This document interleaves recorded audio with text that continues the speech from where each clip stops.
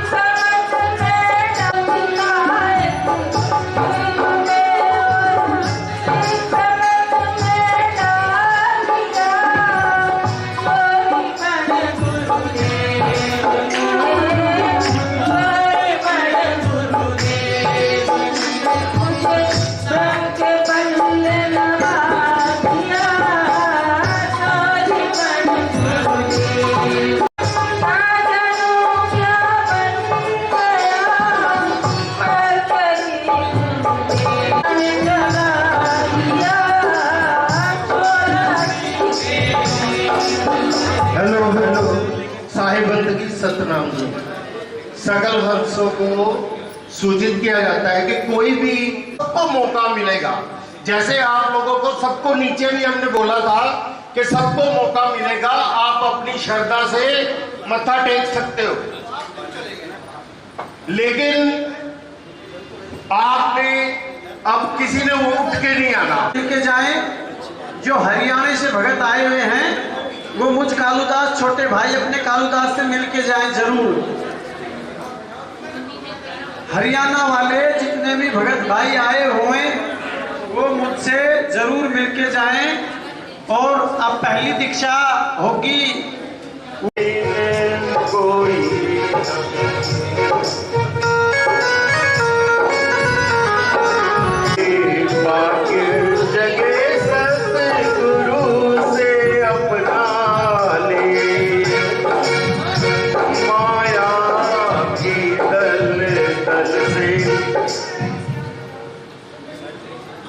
Hello, देखो प्रथम दीक्षा में क्या होता है मैं बता दूं आपको। एक एक करके आना है आपने। सबसे पहले चरणामृत लेना है, उसके बाद सामने बैठ जाना है। मैं आपकी कुछ निशानियां लगाऊंगा, बाण परवाना जिसको कहते हैं। उसके बाद आपके कंठी डलेगी गले में। अगर आपको सेवा देना चाहते तो पैरों में लगे। माया की दल दल से उठाकर अपनी शरण में, माया की दल दल से उठाकर अपनी शरण में, जो नश्वर है उससे खाली में कोई नहीं, जगत में गुरबीन कोई नहीं।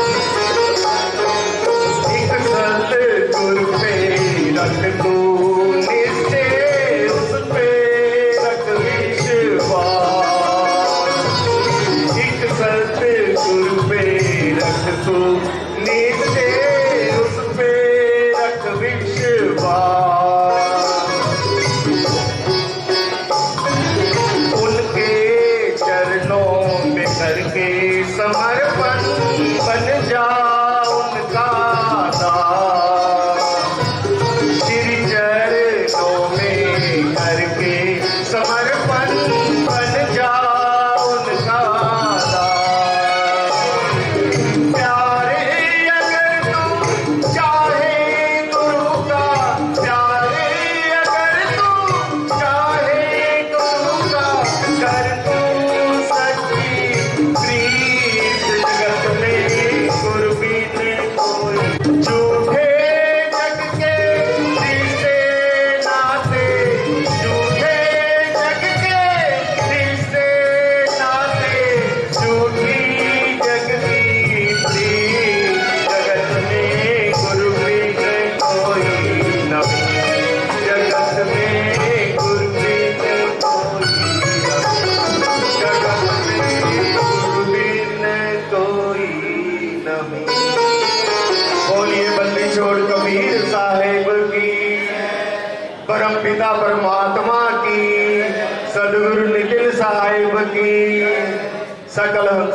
साहेब लगी सतनाम।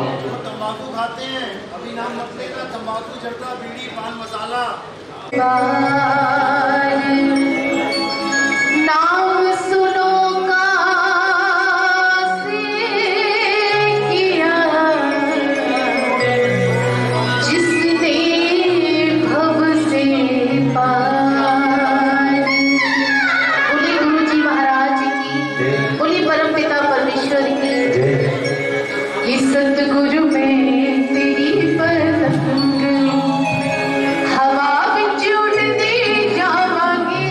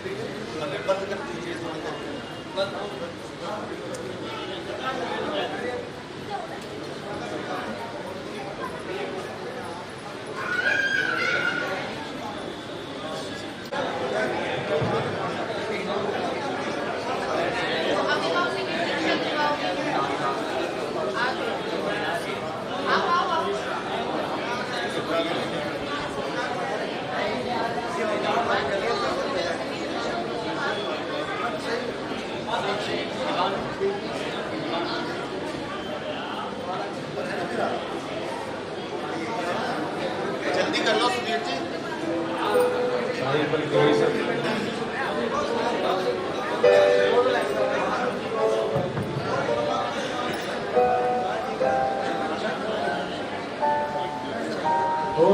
आई घड़ी खुशियाँ वाली, आई संकट भागना वाली, आई घड़ी खुशियाँ वाली, आई संकट भागना वाली। तो सतगुरु हरा ले आ, तो सतगुरु मेरा ले आ,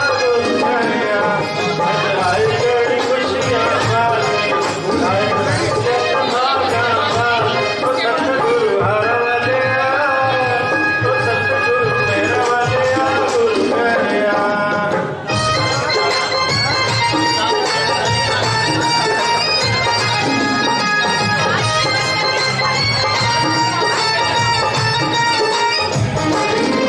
धरती है नसीबा वाली, धरती है नसीबा वाली, धरती है नसीबा वाली। जितने तुझे डेरा डाले आ, तो जितने तुझे डेरा डाले आ, गुरु मेरे आ।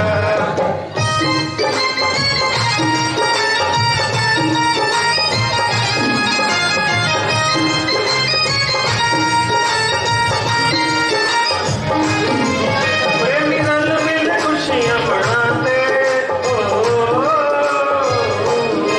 प्रेमी रल मिल खुशियाँ मनाते, प्रेमी रल मिल खुशियाँ मनाते। कि अर्शा तो रघु आ गया, ओ अर्शा तो रघु आ गया, गुरु मेरे आ।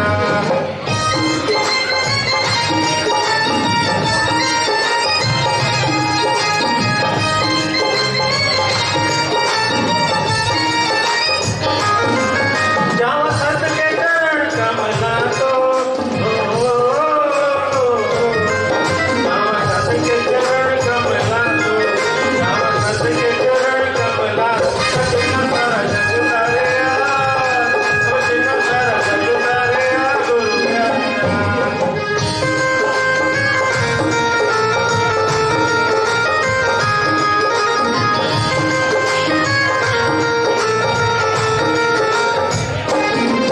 तेरा देश नूरानी साहिबा, तेरा देश नूरानी साहिबा, तेरा देश नूरानी साहिबा। तेरे नाल प्यार हो गया, तेरे नाल प्यार हो गया, गुरु मेरे आ।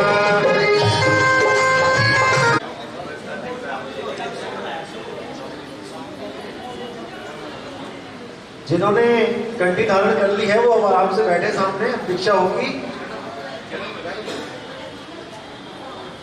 अब दीक्षा स्टार्ट होगी। अब ध्यान से समझना है क्या करना है। पहली दीक्षा बहुत जरूरी होती है, ये साबुन की तरह काम करती है। आपके कपड़े पे जो 52 अक्षरों की मैल पड़ी है उसको धोने के लिए ये साबुन की तरह काम करती है। जो पिछले गुरुओं ने आपको इतने इतने साल अक्षर रटवा मारे वो आपके अंदर भीड़ हो चुके हैं। आप नहीं भी जपते हो तब भी वो चलते हैं, माला बन गई है उनकी। अब इस माला को क्या करना है? तोड़ना है। भला हुआ मेरी माला टूटी, मैं राम भजन से छूटी, मेरे सिर से टली बला।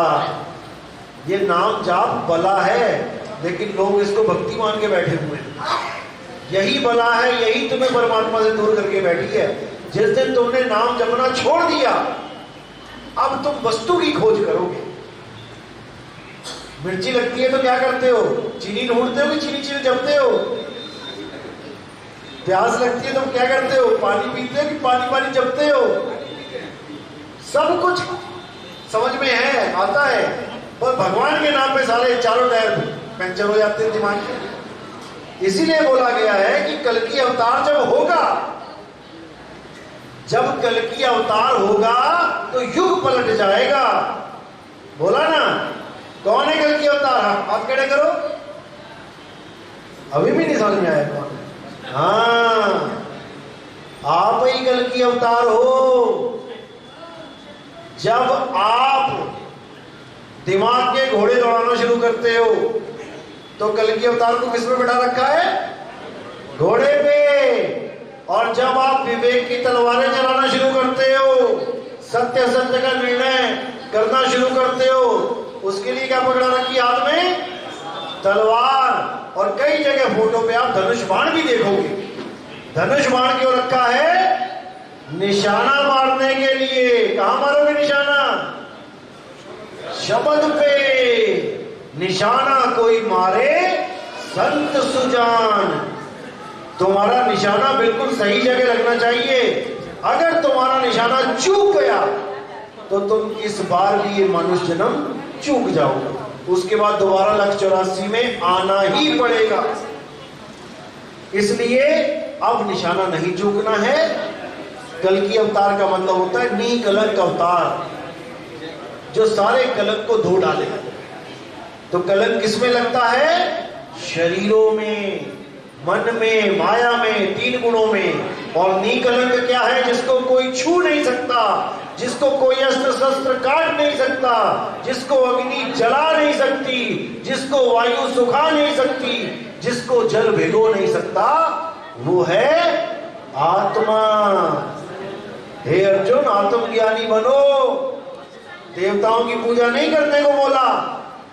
एक चित्र देखते हो कृष्ण जी का, उंगली पे पहाड़ उठा रखा है। किस किसने देखा है? सबने देखा है। कौन से राक्षस से जंग हुई थी उस वक्त? क्यों उठाया था? लोगों को बचाने के लिए उठाया था ना। कौन सा राक्षस बारिश कर रहा था उस वक्त?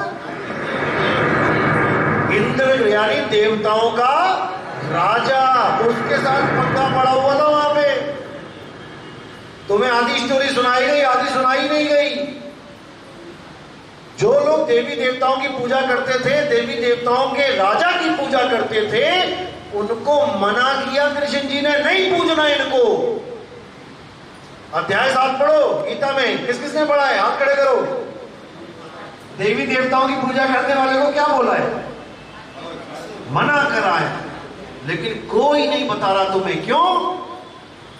उनको क्या लेना? गधे बनो चाहे कुत्ता, हाथी बनो चाहे घोड़े, उनको क्या फर्क पड़ रहा है? लेकिन जो तुम्हारा हित जानता है, जो तुमसे प्रेम करता है, क्या तुम कभी चाहोगे तुम्हारा पड़ोसी का बच्चा नाले में डूब के मर जाए? तो फिर ये प्रेम है, जीवों से प्रेम है। अगर कहीं नाले में अगर खुला पड़ा है, कोई गिर जाए वहां पे, तब भी तुम वहां कुछ ना कुछ इंतजाम कर दोगे कि यार कुछ रख दो यहां पे। जीवों से प्रेम है। तो गीता में जो लिखा है वो सच लिखा है कि झूठ लिखा है? सच लिखा है। इस दुनिया में ऐसा कोई नहीं जो गीता के ज्ञान को काट दे। लेकिन गीता का ज्ञान छुपाया जाता है, छुपा रखा है ये ज्ञान। अगर इंग्लिश की किताब तुम बिना नहाए पढ़ोगे तो तुम्हें समझ में आएगी कि नहीं? बच्चों की बात कर रहा हूं, सुबह उठ के जो पढ़ते हैं, जब बिना नहाए किताब पढ़ते हैं, समझ में आती है कि नहीं? पास हो गया फेल है? बिना नहाए अगर कोई बच्चा किताब पढ़ता है अपनी सिलेबस की, तो वो फेल हो जाएगा क्या? भाई जो पढ़ेगा वो पास हो जाएगा। लेकिन गीता को बिना नहाए अगर किसी ने छू लिया तो ये सब भरम जाल है भाई। चाहे तुम नहा के पढ़ो, चाहे तुम बिना नहाए पढ़ो, गीता के ज्ञान के वो अक्षर बदलने वाले नहीं है। वो नहीं कहेगी कि तूने आज नहा के नहीं पढ़ा, आज तुझे अज्ञान दूंगी। ऐसा नहीं हो सकता। गीता के सिर पे तो नहीं, गीता पे हाथ रख के कसम खाते हैं, खाते थे ना पहले। केवल गीता ही नहीं है, जो धर्म का बंदा सामने खड़ा होता है, अगर कोई मुसलमान है तो कुरान रखी जाती है वहां पे, कोई सिख है तो वहां गुरु ग्रंथ साहब का स्वरूप, उसको कसम खिलाई जाती है। अब उससे कौन पूछ रहा है कि तू नहा के आया कि नहीं आया? तो अगर नहाए बिना अगर गीता पे हाथ रख दिया उसने तो वो झूठी बोलेगा, झूठी कसमें खाएगा। तो ये सब भरमजाल है। हमें ग्रंथों को पढ़ना चाहिए। ग्रंथों में इतने गुप्त ज्ञान छुपे हैं कि आपकी आंखें खुल जाएंगी कि तुम कर क्या रहे थे और कृष्ण जी बोल क्या रहे थे।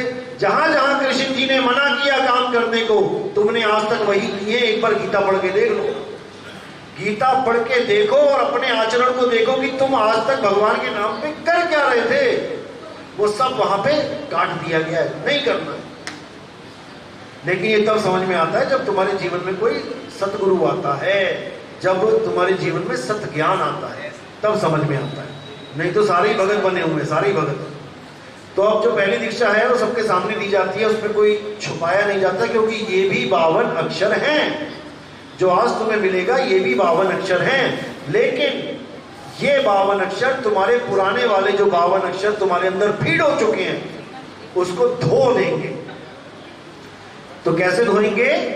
जो तुम्हारे मन को आदत पड़ चुकी है पुराना नाम जाप करने की अंदर ही अंदर, अब तुम्हारे मन को एक पल भी नहीं मिलेगा वो नाम जपने के लिए। अब तुम्हारे जीवन में दूसरा सिलेबस आ रहा है, तो तुम्हारा ध्यान पूरा निकल आएगा वहां से, और उसके बाद 5-6 महीने के बाद इसको भी छुड़वा दिया जाएगा, और फिर आपको असली तत्व ज्ञान दिया जाएगा कि है क्या, सारा सिस्टम है क्या, जीव क्या है, आत्मा क्या है, परमात्मा क्या है, सब समझ में आएगा। तो पहली दीक्षा वाले ध्यान से सुने, आपने पहले तो 4 बार बंदगी करनी है। सुबह उठते ही आप लोग ने क्या बोलना है? साहेब बंदगी सतनाम।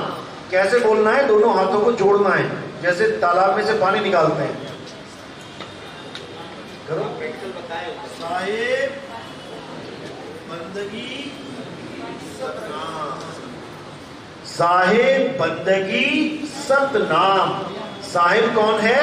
हम सबका पिता है, वही परम पिता परमात्मा है, उसको साहिब कहते हैं। गुरु ग्रंथ साहब में आता है, जिसदा साहिब डाटा होवे वाको मार न सके कोई। जिसपे साहिब दयाल हो जाता उसको कोई मार नहीं सकता। ये मत सोचना शरीर को, शरीर मरने पर भी वो नहीं मरेगा, अपनी अवस्था में रहेगा जब साहिब दया करते हैं। तो आपने ये 4 बार बंदगी करनी है पूरे दिन में। सबसे पहले सुबह उठते ही ना मोबाइल को हाथ लगाना है, ना किसी को आवाज देनी है। तुम्हारे मुंह से पहला शब्द साहिब निकलना चाहिए, और पहला काम उठते ही बंदगी होना चाहिए। बंदगी है तो बंदा है, बंदगी नहीं तो गंदगी ही गंदगी, गंदा है। तो सबसे पहले सुबह उठते ही साहिब बंदगी सतनाम, उसके बाद नहाने के बाद साहिब बंदगी सतनाम, उसके बाद भोजन से पहले साहिब बंदगी सतनाम, और फिर रात में सोने से पहले साहिब बंदगी सतनाम। दिन में 2 बार नहाते हो तो 2 बार करना पड़ेगा, 1 बार अब 1 बार बाद। दिन में 3 टाइम भोजन करते हो तो 3 बार करना पड़ेगा, सुबह दोपहर शाम 1-1 बार। सोने से पहले साहिब बंदगी। ये 4 बार बंदगी आपने करनी है। नाम क्या जपना है? अब बोलो, जय गुरु, जय बंदी छोड़, जय साहिब सतनाम, साहिब बंदगी। इसके मतलब समझ लो, ये 5 नाम देखने में 5 हैं, लेकिन ये एक ही के 5 नाम हैं। ये भी इसलिए दिए गए हैं ताकि तुम्हारा दिमाग इन 5 को बार बार याद करने में लगे। जब इसमें लगेगा तो पीछे वाला छूटेगा। जय गुरु यानी उस गुरु की जय जो सारे जगत का गुरु है, केवल हिंदुओं का, मुसलमानों का, सिखों का, ईसाई का नहीं, वो सबका गुरु है। नर नारी और कीट पतंगा सारे शब्द सब ही के संगा। वो सबका गुरु, वो शब्द गुरु है। जय गुरु जय बंदी छोड़, वही बंधनों से छुड़ाने। बाप से आया है, उसका भी बाप बैठा है। जय गुरु जय बंदी छोड़, जय साहेब सतनाम, उसी का नाम सत्य है। परमात्मा ही सत्य है, उसका नाम सत्य है। साहेब बंदगी, उसकी हम साहेब की बंदगी करते हैं। ये 5 नाम आपने जपने हैं। जो जिनके पास मोबाइल है फोटो खींच लो, जिसके पास मोबाइल नहीं है फोटो खींचने वाला वो हाथ खड़े कर दो।